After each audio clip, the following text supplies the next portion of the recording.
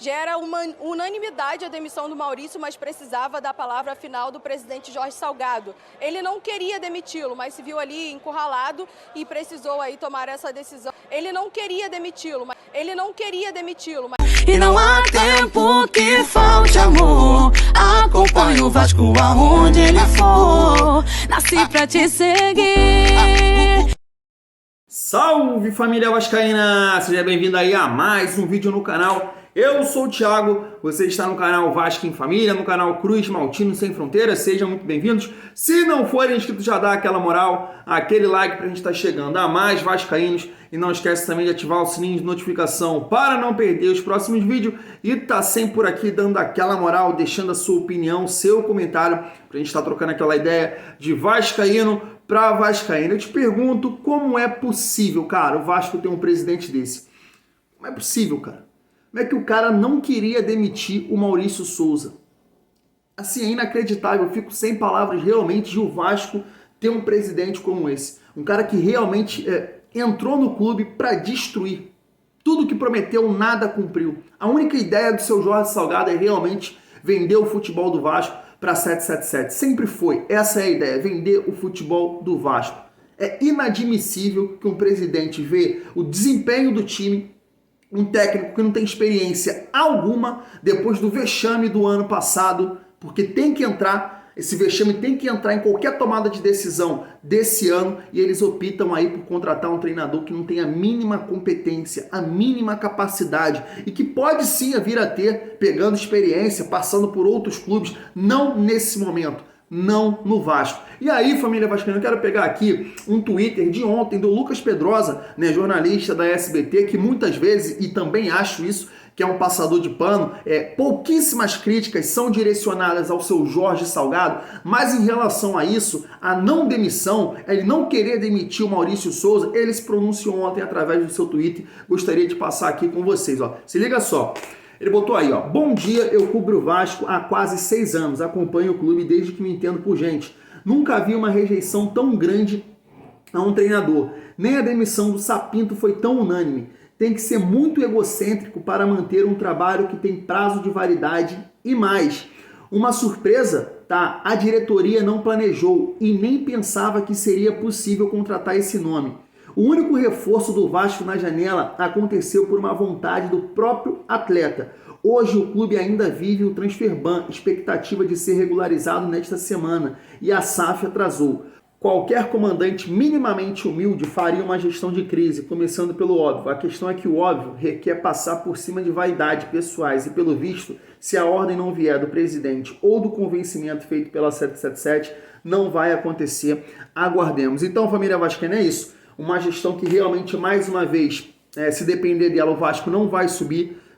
Fez uma escolha absurda por um profissional que não tem a mínima capacidade de conduzir o Vasco à elite do futebol brasileiro, né? Se fala muito em processo, e que processo leva ao nome do Maurício Souza? Porque o Zé Ricardo era treinador de base e o Maurício Souza também era um treinador de base, mas quantos aí clubes o Zé Ricardo tem na carreira? Já passou por Inter, Botafogo, Fortaleza, né? O próprio Flamengo no profissional, e o Maurício Souza não tem a mínima competência porque ele só treinou jogadores de base, ele nunca conduziu um elenco profissional, e essa gestão de merda optou por esse treinador. E aí eu queria seguir o nosso vídeo dizendo o seguinte, que a gente tem que tomar muito cuidado com os jornalistas que cobrem o Vasco, com a opinião deles, porque será que é uma opinião sincera que visa te informar e dar a opinião em prol do Vasco, ou é um jornalista de candidato? Porque é inadmissível quando você defende a contratação do Maurício Souza. E aí eu quero trazer aqui a opinião do Flávio Dias, né, há um tempo atrás, quando o Maurício Souza foi cogitado, e com certeza ele já sabia que seria o nome do Vasco, e queria trazer a opinião aqui de um jornalista da ESPN, que até coloquei no vídeo de ontem, e do próprio Casimiro, que reagiu à derrota do Vasco sobre o Vila Nova, falando da contratação do Maurício Souza. Primeiro vamos passar aqui o Flávio Dias. Se liga só. Mas como não defender? E aí, eu vejo as pessoas achando que, pelo fato do Maurício Souza ter alguém que diga que o processo pode ser o certo, que é a minha opinião. Talvez seja porque eu conheça o Vasco há muito tempo. Vamos tentar ser limpo uma vez na vida. Chega de falcatrua, chega de erro, chega de irresponsabilidade, chega de assodamento, chega de desespero. Série B precisa disso tudo, gente. Que Vasco é esse? Que situação é essa? Que coisa esdrúxula. Porque se contratar um treinador grande, tem um risco de não subir, porque não é uma equação certa.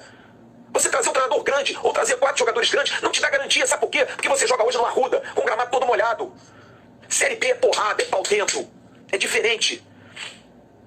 O dirigente que fizer isso na pressão do torcedor hoje é um irresponsável. Não pode. Tá errado. O torcedor do Vasco não pode cobrar isso. Eu queria dar esse recado, porque eu acho que o nome que foi anunciado essa semana, o torcedor do Vasco tem que apoiar. Seja do Buda, do Locha, do Sunda, do Enderson, do Cuca ou do raio que o parta. Até porque, caros amigos, a gente está disputando a Série B do Campeonato Brasileiro fraquíssima. A gente vai correr um risco de 100 anos, de não ter janela no ano que vem, porque a gente quer ter uma janela agora, porque a gente precisa subir desesperadamente. Eu sei que se eu disser aqui, cara, se não subir esse ano, subir ano que vem, estruturar, todo mundo vai me bater. Porque eu não tenho medo disso. Eu sou pela correção, eu sou pelo livre. É inadmissível, não? Uma opinião dessa? Defender uma contratação, falar de processo, falar que o Vasco não deveria trazer um grande nome, o Vasco não deveria trazer reforços de grande porte.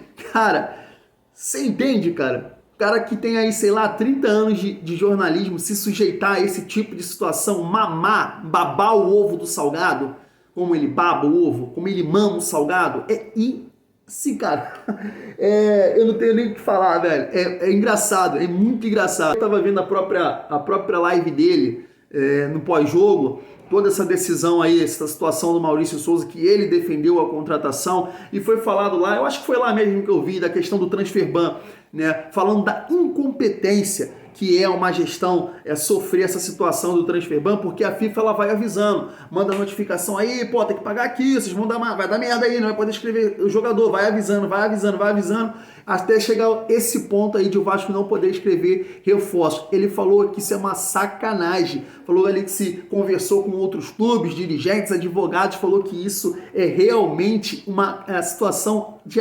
amadorismo total dentro da gestão. Então você vê isso, as pessoas, os jornalistas, alguns influenciadores se sujeitam a defender ou a não falar mal de um gestor que só entrou no Vasco para vender.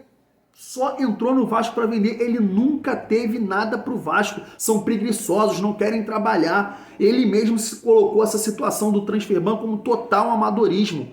E aí, família vascaína, eu quero trazer aqui os dois, aí o Casimiro e o jornalista da ESPN, que não vivem do Vasco, não precisam estar lá no dia a dia e ficar babando o ovo do salgado para falar de Vasco. Aí é esse tipo de opinião aqui, ó. Quero ver se você concorda. Servir a cabeça do Maurício aqui agora na nossa mesa e falar, ó, tá aqui, vamos analisar, não presta, 8 jogos, destruiu tudo que o Zé Ricardo fez. Não me parece justo, porque o problema é o processo. E o problema, mais uma vez, é o processo. Quando a Jéssica traz a informação, o Jorge Salgado não queria demitir, mas foi convencido. Não queria por quê? Baseado em quê? Quem o convenceu? Convenceu como? Essa história é mal contada de ontem para hoje, que até então ontem a informação é que não poderia não cair esperando o rito, acreditando, dando tempo. Mas assim, esse Jorge Salgado não queria, foi convencido por quem? É esse meandro do clube associativo, para diferenciar da SAF, de não ter convicção. O Zupac fala muito bem, o Brasil aposta num modelo de base, né? O Zé Ricardo. Mas ali não era uma questão de modelo de base, era uma questão de modelo de jogo. Série B é um mundo completamente à parte. Você apostar num cara de base para fazer um trabalho a longo prazo, uma temporada de Série A é uma coisa, uma temporada de retomada. A temporada de Série B, quando você já não subiu no ano passado, ela é outra coisa. Você precisa ser talvez um pouco mais enorme, né? Pragmático. Foi o que eu falei, o Mauricinho tinha que ser demitido. Perfeito, foi demitido. Agora, quem contratou ele tem que ser demitido também, tá ligado? Porque o Vasco foi sacaneado aí. 8 rodadas sendo sacaneado com estagiário de treinador, que não tem como, mano. O Vasco piorou muito, mano. Muito, bizarramente. O Vasco piorou bizarramente. Agora fudeu. Tipo assim, agora fudeu, tá ligado? O Vasco tinha uma possibilidadezinha de só segurar as pontas, tá ligado? Pô, o cara estreia contra o Náutico fora. O interino do Vasco estreou contra o Náutico fora e ganhou. Depois de Cruzeiro no Maracanã e ganhou, tá ligado? E aí o que o Vasco fez? Trouxe um técnico que não é técnico. Bizarro, mano. É inaceitável, tá ligado? É inaceitável. Agora, mano, eu não faço ideia, cara. Eu não sei como é que... Tipo assim, o Vasco tá uma bagunça do caralho, né, cara? Eu não sei quem tá intermediando as coisas. Se é a 777 que ajuda lá a contratar um cara, porque aí pode ser um cara melhor. Se é o próprio Vasco. Se é o próprio Vasco, fodeu, tá ligado? Porque o Vasco não tem dinheiro, o Vasco não tem porra nenhuma. Vai trazer quem, sacou? Vai trazer quem, pô? Não tem grana, não tem o que fazer. Mas eu acho que qualquer um é melhor que o Mauricinho, tá ligado? Qualquer um é melhor. E na verdade, qualquer um seria melhor que o Mauricinho. Porque agora o que entrar vai entrar numa pressão fodida, tá ligado? Vai entrar numa pressão fodida. Se o Vasco chega ali, tipo assim, segue mais um tempinho com o interino e depois contrata alguém, pô, sei lá, irmão, que seja o Maionese, o Gordiola, o foda-se, qualquer um, teria tempo de trabalho, tá ligado? Porque é um técnico, não é um projeto de técnico, tá ligado? O Mauricinho é um projeto de técnico, e tudo bem também, mano, sacou? E tudo bem. Só que, pô, o cara não é treinador, pô, o cara não tem nenhum trabalho, o cara tem um trabalho de base e um trabalho de interino, pô, tá ligado? É um trabalho em construção e que ele tenha muito sucesso, porra, vai adiante. Mas é isso, sacou? Agora fodeu, tipo, agora é uma pressão do caralho, não tem aquela vantagem legal, não tem, agora é isso, irmão.